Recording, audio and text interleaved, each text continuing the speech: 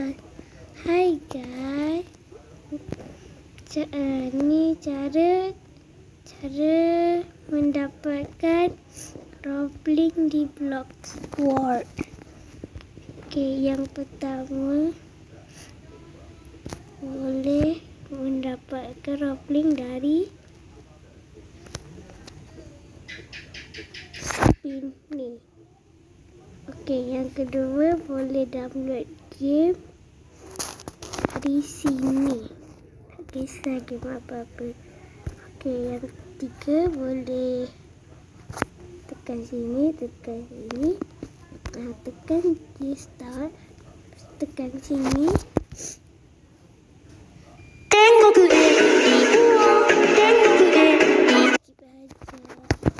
Okey, yang ni kisah kalian mau pilih mana?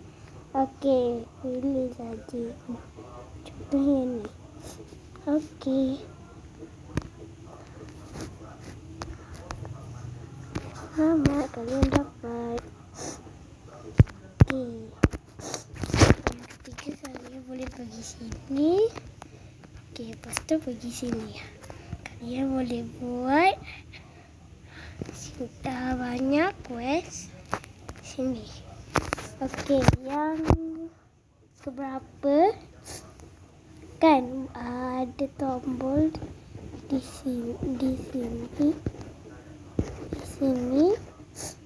Tapi saya dah setting quest.